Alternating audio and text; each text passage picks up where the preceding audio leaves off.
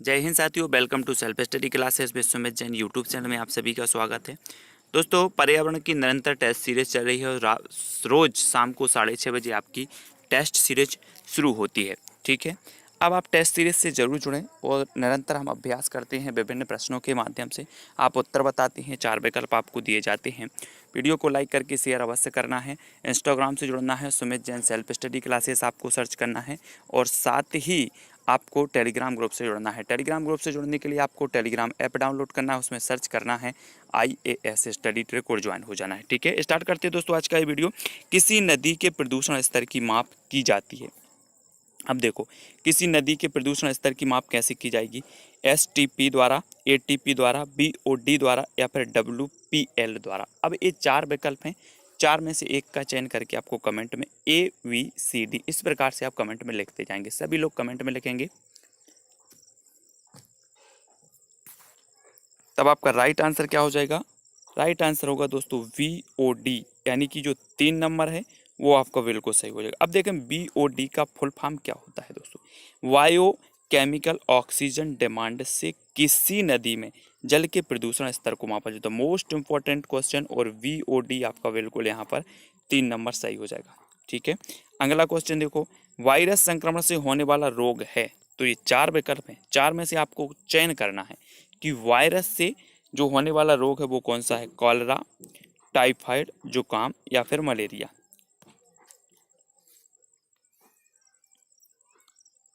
तो आपका बिल्कुल सही आंसर क्या होगा? जुकाम। जुकाम यानी कि जो विकल्प नंबर आपका 3 है वो सही होगा, है ना। जुकाम वायरस से होने वाला संक्रमण है, जबकि टाइफाइड, कॉलरा तथा मलेरिया जल जनित रोग हैं। जुकाम ऊपरी श्वसन तंत्र का आसानी से फैलने वाला संक्रामक रोग है।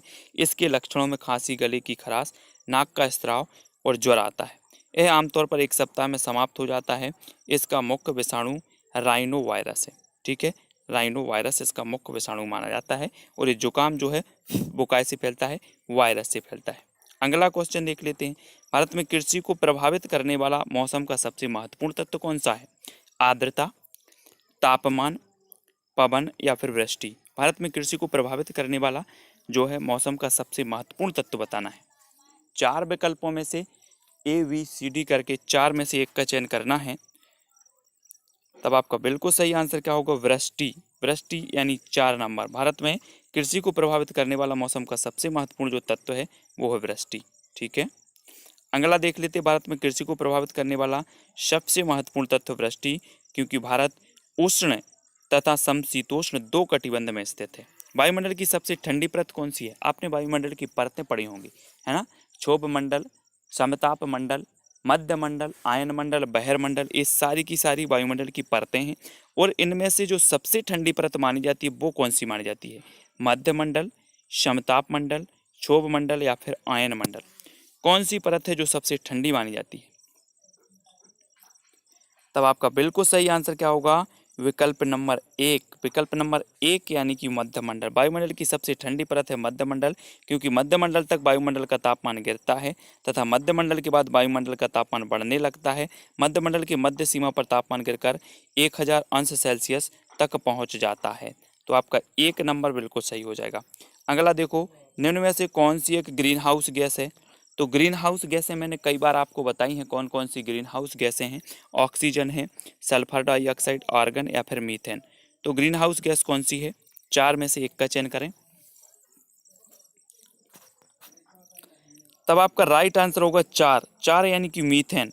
ग्रीन हाउस गैस मानी जाती है मीथेन, और 4 नंबर बिल्कुल सही है। ठीक है, ग्रीन हाउस गैस वे गैसें हैं जो पृथ्वी के तापमान को बढ़ाने में सहायक होती हैं। प्रमुख ग्रीन हाउस गैस है methane, carbon dioxide, nitrous oxide, chlorofluorocarbon, है ना। ये सभी ग्रीन हाउस गैसें हैं। ठीक है, अब आपसे एक क्वेश्चन ऐसा भी आएगा, निम्न में से बताइए कौन सी ग्रीन हाउस गैस नहीं है या फिर ग्रीन हाउस गैस है। तब आपको पूरी की पूरी ग्रीन हाउस गैसें हैं वो याद होनी चाहिए। ठीक है, भारत में प्रोजेक्ट टाइगर की शुरुआत हुई है तो कब हुई? 1982 में, 1973 में, 1992 में, 1996 में। भारत में प्रोजेक्ट टाइगर की शुरुआत कब हुई? तो जल्दी से कमेंट में लिखें। और प्रश्न क्रमांक 7 का आपका बिल्कुल सही आंसर होगा 1973, 2 नंबर। अब एक चीज और बताना दोस्तों, चिपको आंदोलन की शुरुआत कब हुई? चिपको आंदोलन की शुरुआत आपको कमेंट में लिखना है कब हुई। भारत में प्रोजेक्ट टाइगर की शुरुआत तो 1973 में हुई। बाघों की घटती संख्या को रोकने तथा बाघों के संरक्षण के लिए भारत सरकार द्वारा 1 अप्रैल 1973 को प्रोजेक्ट टाइगर की शुरुआत की गई। इस प्रोजेक्ट की जो शुरुआत है जिम कॉर्बेट नेशनल पार्क में की गई थी। तो ये चीज़ आपको याद रखनी है। पृथ्वी तल पर उस काल्पनिक रेखा को क्या कहते हैं जो 1800 मेरिडियम यम उत्तर पर खींची है। तो आपको बताना है उसे कर्क रेखा कहा जाता है, अंतर्राष्ट्रीय तिथि रेखा कहा जाता है, विषुवत रेखा या फिर प्रधान यमयोत्तर रेखा कहा जाता है। प्रश्न क्रमांक 8, 4 विकल्प हैं, 4 में से एक का चयन करके आपको ABCD करके इस प्रकार से उत्तर बताना है। तो आपका बिल्कुल सही आंसर होगा 2, यानी कि अंतर्राष्ट्रीय तिथि रेखा 2 नंबर। ठीक है, पृथ्वी तल पर 1800 मेरिडियन यमयोत्तर रेखा जो काल्पनिक रेखा है उसे अंतर्राष्ट्रीय तिथि रेखा कहते हैं। इस रेखा से पृथ्वी को पूर्वी एवं पश्चिमी देशांतर क्षेत्र में बांटा गया है। ठीक है, अगला देखो, निम्नलिखित में से किस राज्य में गल्फ ऑफ मन्नार मेरिन राष्ट्रीय पार्क स्थित है। तो किस राज्य में है? तो तमिलनाडु में, गुजरात, अंडमान द्वीप में या पश्चिम बंगाल में? कहाँ पर है गल्फ ऑफ मन्नार मेरिन राष्ट्रीय जो पार्क है वो कहाँ पर स्थित है? प्रश्न क्रमांक 9 का उत्तर बिल्कुल सही होगा तमिलनाडु, 1 नंबर। ठीक है, गल्फ ऑफ मन्नार जो है की खाड़ी में स्थित राष्ट्रीय पार्क भारत के तमिलनाडु राज्य में स्थित है। यह उथले पानी की खाड़ी है जो हिंद महासागर में लक्षद्वीप सागर के एक भाग का निर्माण करती है। भारत के रामेश्वरम द्वीप से लेकर श्रीलंका के मन्नार द्वीप तक स्थित है। यह भारत का दूसरा सबसे बड़ा वायु रिजर्व भी है। ठीक है, तो आपका 1 नंबर बिल्कुल सही होगा गल्फ ऑफ मन्नार। ठीक है, जनगणना 2011 के अनुसार भारत में लिंगानुपात है तो कितना है? जल्दी से बताएं, 4 विकल्प हैं, 2011 के अनुसार बताना है। तो 11 के अनुसार आपका बिल्कुल सही आंसर क्या होगा? 1000 पुरुषों पर 940 महिलाएं, यानी 2 नंबर आपका सही हो जाएगा। ठीक है, 2011 की जनगणना के अनुसार भारत में स्त्री पुरुष लिंगानुपात 943 है ना। तो 943 1000 940 या 43, इस बार 40 यहाँ पर दिया है उत्तर विकल्प नंबर 2 में। ठीक है, तो याद रखना, निम्न में से किस एक प्राणी को किसान का मित्र कहा जाता है? केंचुआ को, चींटी को, मधुमक्खी या फिर तितली को? किस एक प्राणी को किसान का मित्र कहा जाता है? तब आपका बिल्कुल सही आंसर क्या होगा? केंचुआ। केंचुआ को किसान का मित्र कहा जाता है। ठीक है, केंचुआ आपका सही होगा। केंचुआ को किसानों का मित्र कहा जाता है क्योंकि केंचुआ नीचे की मिट्टी को ऊपरी सतह लाने का कार्य करता है जिससे मिट्टी अधिक उपजाऊ हो जाती है। पर्यावरण को बचाने के लिए चिपको आंदोलन से कौन सा राज्य जुड़ा है? झारखंड है, उत्तर प्रदेश, उत्तराखंड या फिर छत्तीसगढ़? पर्यावरण को बचाने के लिए चिपको आंदोलन से कौन सा राज्य जुड़ा है? कौन सा राज्य जुड़ा है? प्रश्न क्रमांक 12, 4 विकल्प। आपका बिल्कुल सही आंसर होगा 3, यानी उत्तराखंड, 3 नंबर सही हो जाएगा। ठीक है, चिपको आंदोलन की शुरुआत वृक्षों के कटाव के विरुद्ध प्रसिद्ध पर्यावरण सुंदरलाल बहुगुणा तथा चंडी प्रसाद भट्ट के नेतृत्व में उत्तराखंड के चमोली जिले में की गई थी। इस आंदोलन को 1973 में प्रारंभ किया गया था। ठीक है, तो आपका बिल्कुल सही आंसर क्या होगा? उत्तराखंड। और जीवों के व्यवहार का अध्ययन किया जाता है, जीवों के व्यवहार, नियोलॉजी में, इटियोलॉजी में, इथोलॉजी या फिर डेमोलॉजी? ये 4 विकल्प हैं। जीवों के व्यवहार का अध्ययन किसमें किया जाता है? कि आपके पास भी 4 सेकंड है और 4 विकल्प भी हैं। तो आपका राइट आंसर क्या होगा? आंसर हो जाएगा दोस्तों विकल्प नंबर 3, यानी इथोलॉजी। जीवों के व्यवहार का अध्ययन कहलाता है इथोलॉजी, 3 नंबर। विज्ञान के इथोलॉजी विषय के अंतर्गत जीवों के व्यवहार का अध्ययन किया जाता है। नियोलॉजी विषय के अंतर्गत तंत्रिका तंत्र से संबंधित रोगों का अध्ययन किया जाता है। समुद्री शैवाल किसका महत्वपूर्ण स्रोत हैं? समुद्री शैवाल ब्रोमीन का, क्लोरीन का, आयोडीन का या फिर लोहे का? समुद्री शैवाल किसका महत्वपूर्ण स्रोत हैं? प्रश्न क्रमांक 14 का उत्तर बताना है और 14 का आंसर आपका हो जाएगा आयोडीन। आयोडीन यानी कि 3 नंबर आपका सही होगा। ठीक है, समुद्री शैवाल आयोडीन के प्रमुख स्रोत माने जाते हैं। इसकी कमी से ग्वाइटर या घेंगा रोग हो जाता है जिसमें थायराइड ग्रंथि में सूजन आ जाती है। समुद्री शैवालों में आयोडीन की प्रचुरता वाले शैवाल नेमेरिया या सिवार हैं। यह व्यापक रूप से चिकित्सा में प्रयोग किया जाता है। ठीक है, सैक या लाइकेन है तो क्या है? रसायन स्वपोषी हैं, परजीवी हैं, अपघटक हैं या सहजीवी? लाइकेन क्या है जिन्हें सैक भी कहा जाता है? प्रश्न क्रमांक 15, तो सैक भी आपको याद रख लेना है, तो जल्दी से बताएं। उत्तर आपका क्या हो जाएगा? उत्तर होगा विकल्प नंबर 4 सहजीवी। ठीक है, ऐसे जंतु पौधे साथ रहकर एक दूसरे को लाभ पहुंचाते हैं वे सहजीवी कहे जाते हैं। राइबोसोम से प्रमुख सहजीवी हैं। वास्तव में लाइकेन निम्न श्रेणी की ऐसी छोटी वनस्पतियों का एक समूह है जो विभिन्न प्रकारों के आधारों पर उगे हुए पाए जाते हैं। इन आधारों में वृक्षों की पत्तियां, प्राचीन दीवारें, भूतल, चट्टान और शिलाएं मुख्य हैं। शैवाल बहुरंगी होते हैं। लाइकेन दो वनस्पतियां का समूह है जिसमें एक शैवाल और एक कवक होता है जो सहचर पर आधारित है। ठीक है, तो आपको याद रख लेना है। अगला देखो, सीएनजी का ईंधन के रूप में किसमें इस्तेमाल होता है? सीएनजी का उद्योगों में, वाहनों में, खाना बनाने में, वाहनों एवं उद्योगों में। तो सीएनजी का ईंधन के रूप में किसमें इस्तेमाल होता है? प्रश्न क्रमांक 16। तब आपका बिल्कुल सही आंसर होगा 4, वाहनों के उद्योगों में, वाहनों एवं उद्योगों में सीएनजी। ठीक है, सीएनजी कंप्रेस्ड नेचुरल गैस का उपयोग वाहनों एवं उद्योगों में ईंधन के रूप में किया जाता है।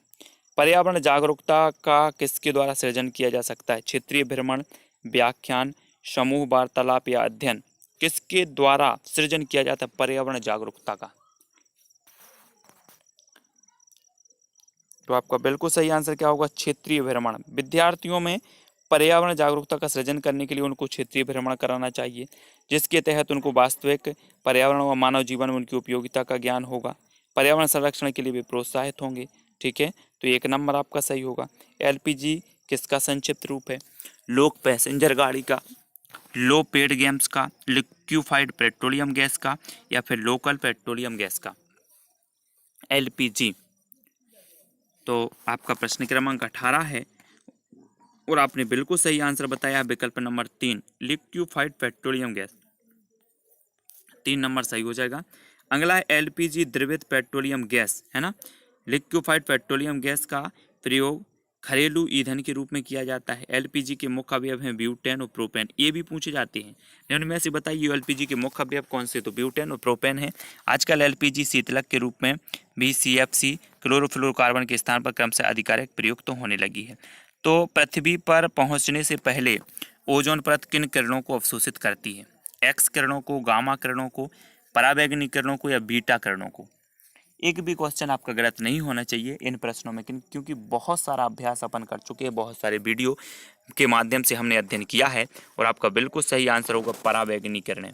ठीक है, सूर्य से आने वाली अल्ट्रावायलेट किरणें या फिर पराबैंगनी किरणों को ओजोन परत द्वारा अवशोषित कर लिया जाता है, जिससे ये किरणें पृथ्वी तक नहीं पहुंच पाती। ओजोन परत की सांद्रता डॉप्सन इकाई द्वारा मापी जाती है। कौन सी? डॉप्सन। ठीक है, चमगादड़ स्तनधारी है क्योंकि वह रात्रिचर है, उड़ता है, शाकाहारी या बच्चे देता है। क्यों है स्तनधारी? स्तनधारी क्यों कहा जाता है? तो प्रश्न क्रमांक 20 का उत्तर आपका होगा विकल्प नंबर 4। 4 यानी कि क्योंकि क्या देता है? बच्चे देता है। चमगादड़ स्तनधारी है क्योंकि ये बच्चे देते। जीव विज्ञान में चमगादड़ को स्तनधारी वर्ग में रखा है क्योंकि चमगादड़ बच्चे को जन्म देती है तथा उन्हें दूध पिलाती है। चमगादड़ एक रात्रिचर प्राणी है। ठीक है, तो 4 नंबर आपका बिल्कुल सही होगा। वीडियो को दोस्तों लाइक जरूर कर लेना है। यहाँ पर हमारे 20 प्रश्न पूरे कंप्लीट होते हैं। रोज 20 प्रश्नों पर हम चर्चा करते हैं पर्यावरण की, शाम को 6:30 बजे। ठीक है, तो इसी प्रकार से आपको जुड़े रहना है, वीडियो को लाइक करना है। अगर कोई भी कहीं डाउट लगता है प्रश्न में तो मैंने व्हाट्सअप नंबर भी दिया है, व्हाट्सअप पे पूछें। और इंस्टाग्राम में जुड़ने के लिए आपको Sumit Jain self study classes search करना है, फेसबुक में सर्च करना है सुमित जैन। ठीक है, और अपना एक टेलीग्राम ग्रुप है, तो टेलीग्राम ग्रुप से जुड़ने के लिए आपको IAS स्टडी ट्रिक सर्च करना है और ज्वाइन हो जाना है। सभी लोग वीडियो को लाइक करेंगे। कोई भी डाउट लगता है तो कमेंट में भी लिख सकते हैं। ठीक है, वीडियो को शेयर भी करना है व्हाट्सअप और फेसबुक के माध्यम से, और प्लेलिस्ट में जाकर के अवश्य देखना है बाल विकास के वीडियो। ठीक है, और पर्यावरण की वीडियो, ऐसे अनेकों वीडियो आपके लिए उपलब्ध हैं। ठीक है, वीडियो कैसा लगा कमेंट के माध्यम से बताएं। आज के लिए बस इतना ही। जय हिंद।